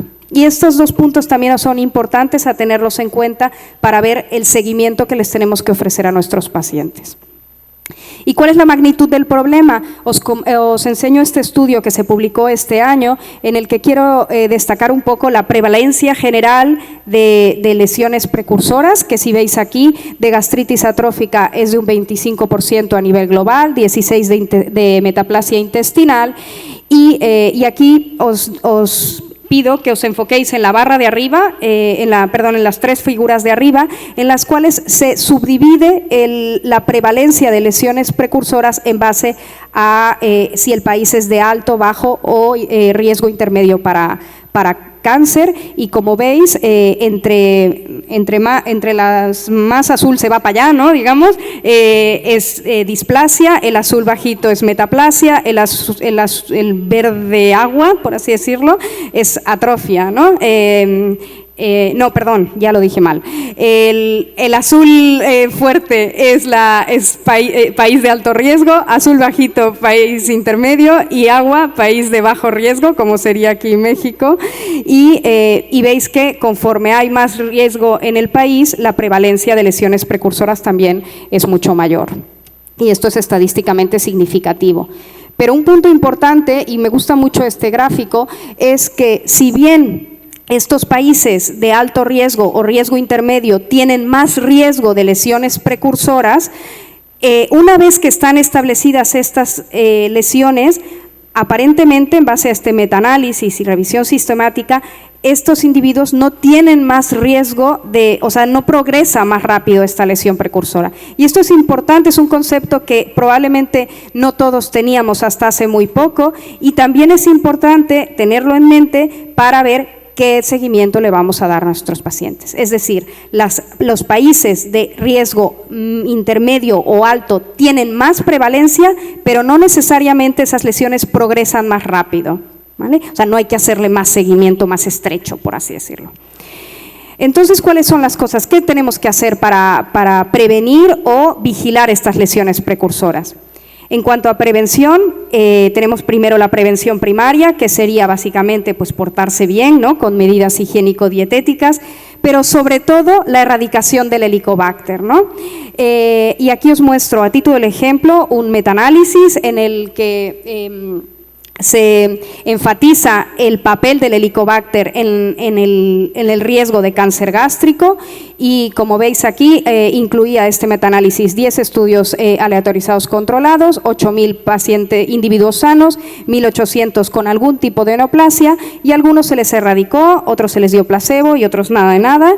Y como veis, aquellos en los que se erradicó eficazmente el Helicobacter tenían una incidencia de cáncer gástrico menor, una mortalidad por cáncer gástrico menor, una prevalencia de lesiones metacrónicas también de mitad del riesgo, ¿no? No hubo cambio en mortalidad global, que esto es muy difícil que cualquier programa de cribado pueda tener un impacto en mortalidad global.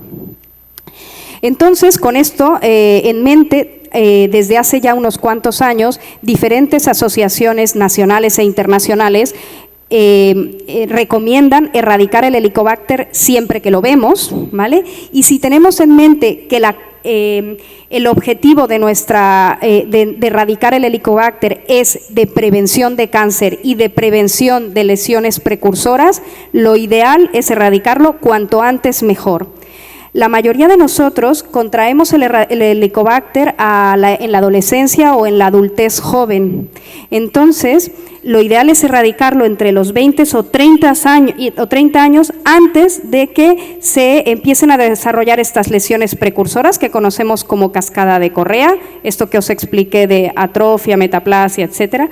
Si nosotros erradicamos a una edad precoz, no da tiempo que se active toda esta cascada de Correa, ¿vale? O sea que con fines preventivos, cuanto antes erradiquemos, mejor. Y después, independientemente de la prevención primaria, está la prevención secundaria, que es identificar a aquellos individuos que tienen más números de tener lesiones precursoras para engancharlos y después meterlos en programas de vigilancia, ¿no? Entonces, aquí hay dos aproximaciones, la de biomarcadores, que sería como lo equiparable a hacer la sangre oculta en heces para identificar si es positivo, hacerle la colonoscopia, pues aquí también sería con biomarcadores, que básicamente los biomarcadores que tenemos son el pepsinógeno 1, 2 y su ratio, ¿vale?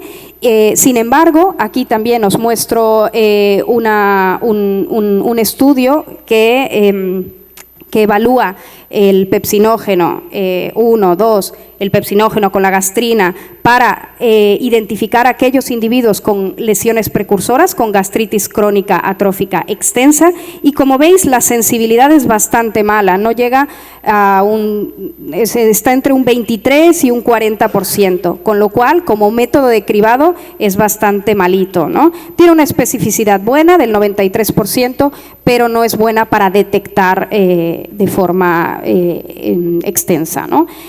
Entonces, en este sentido, pues se sacaron otros conjunto de biomarcadores, ¿no?, que es el que le llaman gastropanel, que incluye pepsinógeno 1, 2, su ratio, la gastrina y el antígeno, el IgG del Helicobacter, la serología del Helicobacter, y que también tiene como objetivo, si esto está alterado, a identificar a aquel paciente que tiene más números de tener una gastritis crónica difusa y hacerle la gastroscopia. Y aquí, en este metaanálisis, os muestro resultados del gastropanel, que como veis, la sensibilidad es mejor, ¿no?, que solo el pepsinógeno solo, pero de todas maneras no es muy allá, es de un 70%, y la especificidad del 93%. O sea que tampoco tenemos ningún método de biomarcador como que tenga muy buena rentabilidad para utilizarlo de forma masiva. Se están estudiando muchos, pero todavía no hay ninguno que aterrice en la práctica clínica. Entonces, lo que tenemos realmente y nuestro gold estándar es la endoscopia, pero una endoscopia de calidad, y tener en mente, si estamos hablando de detección de lesiones precursoras, tenemos que tener en mente hacer cromoendoscopia e idealmente hacer biopsias con protocolo Sidney en todos estos individuos, porque nos los va a mapear bien este estómago e identificar aquellos individuos que sí que requieren entrar en un programa de vigilancia de prevención del cáncer. Aquí os pongo rápidamente en lo que consiste una gastroscopia de calidad, idealmente en sedación, premedicación idealmente, aunque la mayoría de las veces no lo hacemos, insuflar con cariño, ¿no? Siempre lavar, ¿vale? Esto, insisto, porque es muy importante, y de hecho ahora se recomienda que en los informes de la gastroscopia pongamos alguna escala de limpieza. Dedicarle el tiempo a esta gastroscopia con al menos 4 minutos al estómago, y en las referencias que veis, la última es la última guía o documento de consenso que se acaba de publicar hace menos de 2 meses de la ESGE con todos estos criterios de la gastroscopia, y os invito a que le echéis un vistazo. Una exploración clínica endoscópica completa, con toma de biopsias. En esta nueva guía de la ESGE que os comento, al menos 10 fotos en la endoscopia, y el protocolo de Sidney, como os decía, y la cromoendoscopia, porque se ha visto en diferentes estudios, y aquí solo les pongo uno a título de ejemplo, que el utilizar cromoendoscopia realmente marca una precisión diagnóstica muy superior a si no se utiliza para el tema de lesiones precursoras y cáncer gástrico precoz. Familiarizarnos con escalas, no solo de la limpieza, sino escalas de detección de lesiones, ¿vale? Y esto tiene su importancia, veréis más adelante. El EGIM es la escala que se utiliza para definir si en ese estómago estamos viendo nuestra predicción óptica es de metaplasia, y básicamente se hace un símil con el tema del protocolo de biopsias. O sea, se dice si tú crees que hay metaplasia en el antro, en la incisura y en el cuerpo, y se le da una puntuación de 0 a 2, 0 si no hay, 1 si hay menos del 30% en esa zona, y 2 si hay más del 30%, ¿vale? Y lo mismo con la atrofia, el score de Kimura-Takemoto, y esto tiene que ir asociado con las biopsias, con el score de Olga para la atrofia, Olgim para la metaplasia, que es lo que nos va a definir si este individuo finalmente tiene una alta probabilidad de desarrollar cáncer gástrico y tiene que entrar en programas de vigilancia. Y lo que les decía finalmente de lo de la metaplasia intestinal completa e incompleta, porque la incompleta, la que se parece al colon, tiene el doble de riesgo de desarrollar cáncer y o displasia que la completa, ¿vale? Entonces tenemos que luchar con nuestros patólogos para que nos lo pongan en nuestro informe de AP. Entonces, finalmente, una vez que ya tenemos una gastro perfecta, que tenemos nuestro paciente ya bien identificado endoscópicamente e histológicamente, ¿qué tenemos que hacer con estos pacientes? ¿Quiénes tenemos que seguir? Pues este año, en marzo, salió la nueva guía americana del seguimiento de lesiones precursoras, y 2 o 3 semanitas después salió la que hicimos nosotros en Europa, la del MAPS-3, que afortunadamente son muy parecidas, así que no hay bronca. Y aquí os resumo la europea, en la que si hay una metaplasia intestinal extensa, esto quiere decir que afecta el cuerpo, o metaplasia intestinal incompleta, solo con esas dos cosas, o bien hay una clasificación de histopatológica de Olga o Olgim 3 o 4, o una predicción óptica. Por eso os decía que es importante, porque ya si nosotros creemos que tiene un Olgim 5 o más, es lo mismo que si tuviera un Olgim 3 o 4, ¿Vale? Pues si tiene cualquiera de estas cosas, vigilancia a los 3 años. Si tiene cualquiera de estas cosas, pero además tiene antecedentes familiares o helicobacter persistente, cada 1 o 2 años. ¿Vale? Y si tiene metaplasia Olgim 1 o 2 y tiene estos otros 2 cofactores, también entra a los 3 años. Si no se cumple nada de esto, entonces no hay que hacer vigilancia. Erradicar siempre que esté presente el helicobacter y stop a los 80 años de forma general, como cualquier programa de vigilancia. En resumen, las lesiones precursoras en nuestro medio de riesgo bajo o intermedio, tenemos que hacer un cribado oportunista siempre que llegue un individuo a nuestra sala de endoscopia. Es nuestra área de oportunidad para cambiar la historia natural de esta enfermedad, detectar estas lesiones precursoras y, por tanto, parar el riesgo de cáncer gástrico, siempre con cromoendoscopia, biopsias dirigidas más que aleatorias, erradicar el helicobacter, entrénate, sé sistemático a la hora de hacer la gastroscopia para que sea de calidad, alíate con tu patólogo para que te haga bien todos los parámetros para tú poder calcular el Olgim, la metaplasia intestinal incompleta, etcétera, y conoce las guías clínicas básicamente en mente, atrofia y metaplasia extensa, helicobacter persistente y antecedentes familiares. Muchísimas gracias. Muchas gracias, Leti. Te invitamos a pasar a la sesión de preguntas. Le vamos a pedir al doctor Tack, al doctor Talley, el doctor Bosques y el doctor Jiménez que seguramente habrá preguntas de la audiencia. Les recordamos que hay en los pasillos los micrófonos y aprovechar estos 10 minutos de intercambio con nuestros expertos. Por ahí veo al doctor Cristian. Adelante, Cristian. Quería hacer una pregunta al profesor Tack. ¿Por qué seguimos llamando dispepsia funcional y por qué Roma 5 mantiene todavía o va a mantener el término de funcional? Y una pregunta después para el doctor Talley pequeña. Well, this has been a long discussion because the goal was to get rid of the term functional because of a number of connotations. First of all, absence of organic substrate, but we know that the activated eosinophils are there. Second, the stigma. But with long discussions for Rome 4, we didn't come up with another name.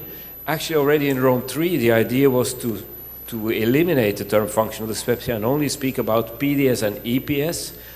This has not happened because of the overlap between both, and one of the tasks of Rome 5 is to get rid of the overlap and hopefully incorporate more the use of PDS and EPS and get rid of functional dyspepsia over time. Y una pregunta para el doctor Talley, si es que tenemos que también enfocarnos en los mastocitos más que los eosinófilos, especialmente en estos pacientes con trastornos de la comunicación del eje intestino-cerebro.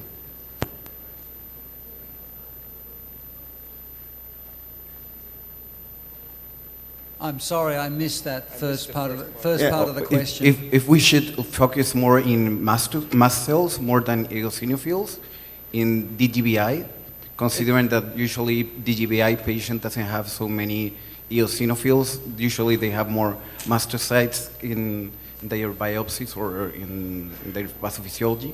It's a great question. So I certainly when you see these micro-inflammatory infiltrates, it tends to be eosinophils and or mast cells, although one or the other can be dominant. I think that's my sense of the literature anyway, and our own studies. The problem is, you know, it's variable in terms of the amount of these cells when you look at them for diagnostic purposes. So it doesn't really help you in the DGBI diagnosis per se, but it's certainly a marker of that immune activation. I think in IBS we tend to see a more mast cell predominant picture. In FD, perhaps a more eosinophilic predominant pattern, arguably, but it is very variable. Yeah, but there's a feed-forward interaction between both. So I think ideally, any treatment should probably tackle both. That probably has the best chance of being successful. Or if you find the trigger, luminal, microbes, permeability, food, that might be another approach. Although we've been very struck by looking at a pathway, a common pathway for both these cells, and that's histamine release. and blocking histamine seems to be, at least in some of these patients, an effective therapy. So clinically, that's the case. There's also data with H1 antagonists in IBS that are at least suggestive of at least a small benefit, and it may be dose dependent in terms of the actual outcomes you get. In FD, we've used histamine 1 and histamine 2 blockers together clinically, and at least in our hands, my hands, we get good results with a significant number of patients. It's not on the algorithm, but it's certainly something we see. Yeah, and in pediatrics there was one trial with leukotriene inhibitors as well, also showing some efficacy, so pointing towards mast cells as well. Muy bien, doctora Betty. Gracias a todos, muy buenas tardes y gracias por compartirnos este gran conocimiento. Como especialista que también ahora ve padecimientos en segundo nivel de atención, me enfrento a muchos problemas en el sector público de atención. Número 1, basado en la evidencia que nos ha demostrado el doctor Bosques Padilla, no hay tetraciclinas en los institutos de salud pública desde hace más de 3 años. Entonces, ¿qué voy a hacer con los pacientes cuando no encuentran tetraciclina, cuando no encuentran toxiciclina y ya pasaron por previos tratamientos? Que por cierto, y no quiero generar o parecer una piedra en el zapato, aún existe Pilopac en la industria farmacéutica y hay muchos médicos internistas que aún prescriben Pilopac como tratamiento de primera línea para tratar el Helicobacter. Y finalmente, si el fenotipo más común es en sujetos asintomáticos, aún no está, digamos que permitido o corroborado tamizar a población adolescente para ver si son portadores o no. Y finalmente, para aquellos pacientes en quienes es preferible ya iniciar, porque eso lo demostraremos con el multicéntrico que lidera el doctor Remestroche, un PICAP y amoxi, si tengo un sujeto alérgico a la penicilina, ¿qué debo hacer? Muchas gracias. Bueno, gracias por las preguntas. Sí, es un reto. El acceso es un problema a nivel mundial. Yo honestamente creo que si no tengo la alternativa del tratamiento, realmente no lo intentaría. No justifico el que el médico de primer contacto, el internista, el médico familiar, utilice los paquetes donde viene la combinación de amoxicilina, claritromicina. La justificación es conveniencia o porque en algún momento se pensó que esa era una alternativa, cuando hoy sabemos que ya no es una alternativa y tendrá algo que hacer la industria. Accesar a doxiciclina, por eso puse esta publicación reciente, me parece que es una buena alternativa. Triste que no lo tengan en el sistema de salud pública, pero no es tan caro, afortunadamente, lo hay genérico. Yo lo que haría en una situación como esa es prescribirle el tratamiento fuera del sistema de salud y que lo compren en su bolsillo en una farmacia y que lo tomen como debe de ser. No tengo una respuesta para el paciente que ha fallado a varios y que la alternativa sería un pick-up con amoxicilina. Realmente creo que estoy en un tema importante de reto de tratamiento. No tengo alternativa para ese paciente ahorita. Doctor Oscar Teramoto. Muchas gracias. Yo tengo una pregunta. Creo que queda en el ambiente un mensaje de que tendríamos que buscar el Helicobacter y tratarlo, ya sea para prevenir cáncer o en aquellos pacientes que tienen dispepsia funcional. En México, 60% de la población tiene, por estadística, el Helicobacter pylori o es portadora. Entonces, ¿debo de tratar a todos ellos y hacer un programa para detectarlo por pruebas de aliento y tratar a todos? ¿Ese sería el mensaje para prevenir cáncer? O dos, en aquellos pacientes que tienen dispepsia, ¿todos tengo que tratarles el Helicobacter pylori? Doctora Leti. Bueno, no sé qué dice vuestro consenso, igual me meto en donde no me llaman, pero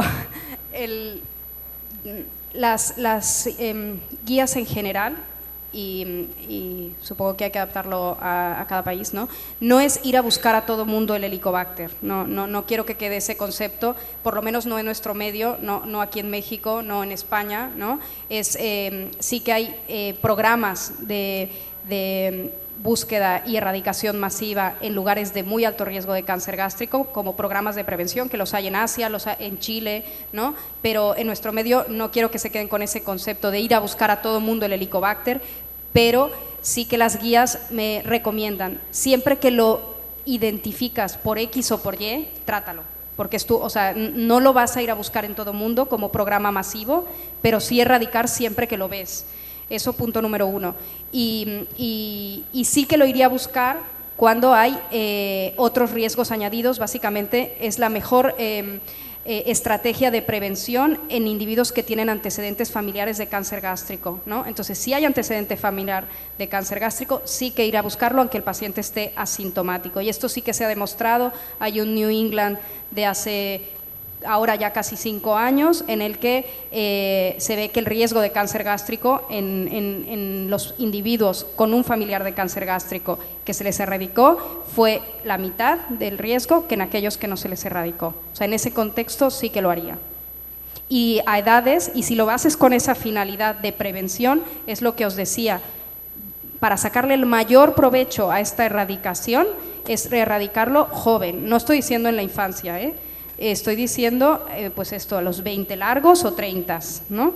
Que de hecho hay diferentes estudios ahora en Europa que se están evaluando diferentes estrategias de prevención de cáncer gástrico y se está evaluando, pues esto, por ejemplo, hay una rama de un estudio que es mirar esto que les dije de los pepsinógenos y eso a todo mundo y después ir a hacer la gastro al que lo tenga alterado, otra erradicación masiva a los alrededor de los 30 años y después un repechaje a aquellos que no participaron, a volverlos a invitar a los 50 cuando hacen el test de sangre oculta en heces, y después la tercera rama es la endoscopia directa, pero bueno, ya veremos los resultados.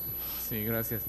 Y en los pacientes con dispepsia, o sea, dispepsia, síntomas dispéptico o dispepsia no estudiada y dispepsia funcional, ¿se debe erradicar?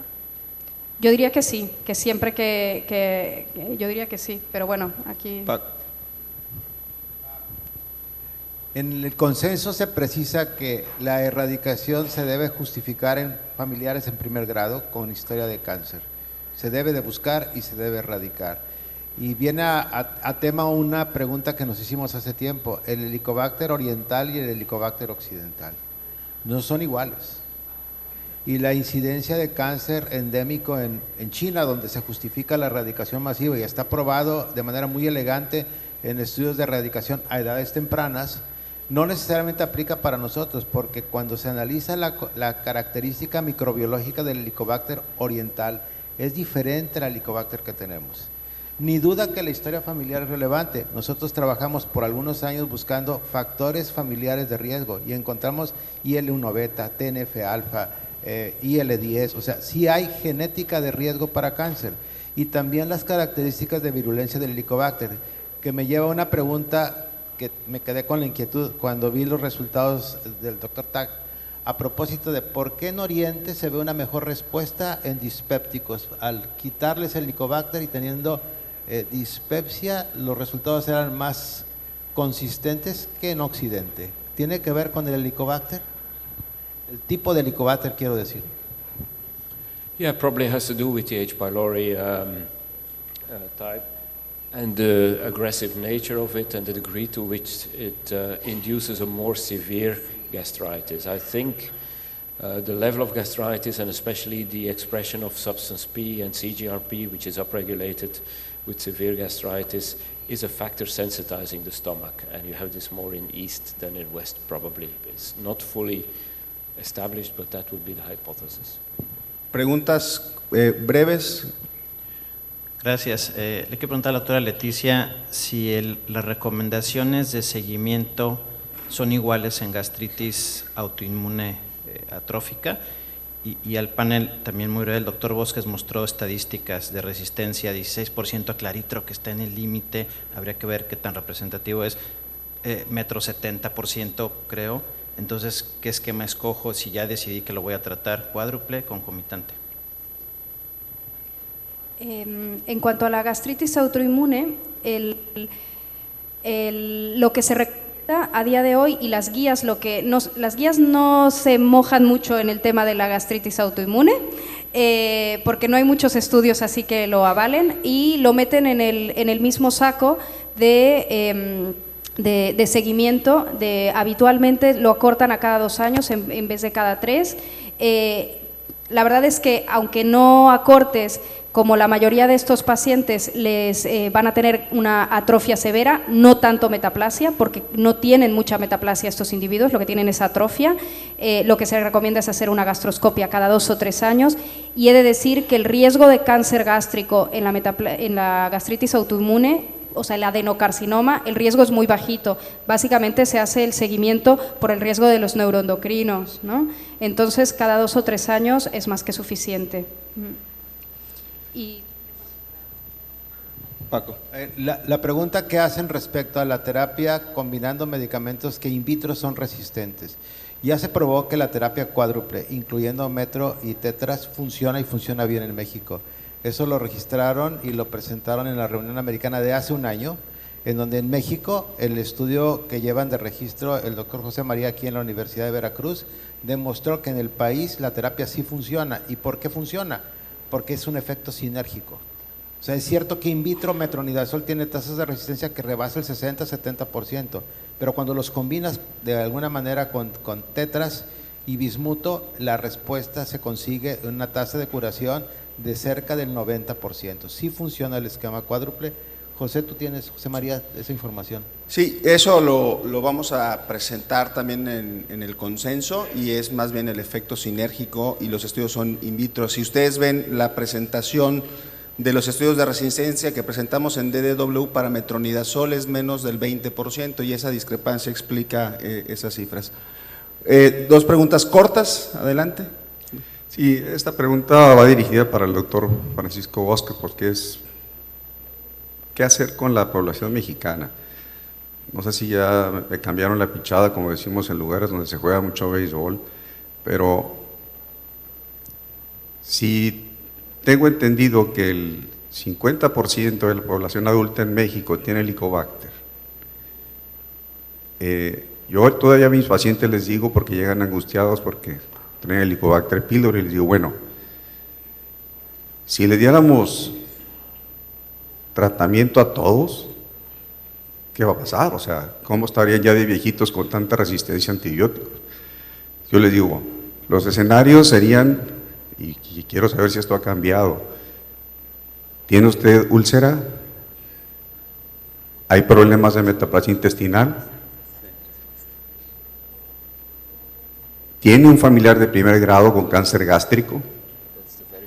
¿O ya recibió tratamiento para enfermedad ciopéptica y persisten los síntomas? Entonces, ¿cuáles en México las indicaciones actuales para dar tratamiento para el Helicobacter? Creo que ya la doctora Moreira lo subrayó. No es la intención decirle a ustedes que salgan, que busquen y traten el Helicobacter en forma masiva. Esa no es la intención. La mayoría de los enfermos en donde los buscamos tienen enfermedad acidopéptica documentada. Tienes que tratarlo, sí o sí, cuando hay una úlcera péptica, sea gástrica o duodenal. Familiares de primer grado, sí o sí los debes de tratar y de alguna manera erradicar y demostrar que se curaron. Y cuando lo encuentras, porque el paciente no va a salir de tu oficina con la convicción de que, ok, creo que hay Helicobacter bueno y malo, no sé si el de ustedes es bueno o malo, pero ¿qué tal si se lo lleva a su casa y no lo tratamos y observamos? Hay toda una discusión respecto a la microbiota y lo que ocurra cuando tratas el Helicobacter y qué va a pasar con esos pacientes. Se trata cuando se tiene positivo, pero no se busca de manera intencionada en cualquier paciente. Y en el contexto clínico que acabo de relatar, está justificado tratarlo, sí o sí. La última pregunta, Max. Muchas gracias. Para el doctor Tak y el doctor Tali, ¿ustedes buscan o miden eotaxina? Es la primera cosa en los trastornos eosinofílicos, y la segunda es, me llamó la atención que por lo menos ya nace dieta de eliminación, pero Nick parece que sí manda por lo menos a una alergóloga, me pareció, porque yo en mi caso todos los trastornos eosinofílicos los trabajo con alergólogos que me ayuden.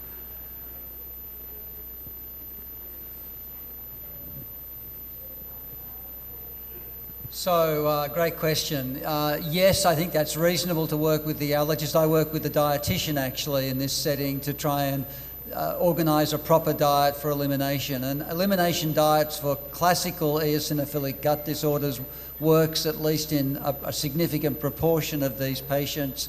And from the data that Jan showed and also our experience in functional gut disorders, functional dyspepsia in particular, I think diet therapy is my now go-to therapy initially for at least patients who are willing to undergo this kind of diet.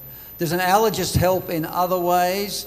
Looking for classical allergic phenomena, not usually. IgE testing, etc., doesn't typically help you at all. So in that sense, the allergist doesn't add a lot of value. If you're looking for unusual, connective tissue disease or something else, perhaps that's a different story. Yeah, we don't work with allergologists. The elimination diets, I think, are difficult. They're very demanding, so I'm still hoping that someday we find a better predictor what to eliminate in which patients, rather than send them to 6-food elimination or FODMAP elimination, which is very demanding. ¿Y la medición de eotaxina? And just, Did you measure No, we don't eotaxin? measure eotaxin. no, we don't measure eotaxin either, not clinically. Not clinically, thanks. Estamos justos en el tiempo, agradecerles, invitarlos a en punto de las 12:50. Seguimos con el módulo de intestino irritable, tenemos 10-12 minutos de receso para continuar con estas sesiones extraordinarias. Muchas gracias por su atención.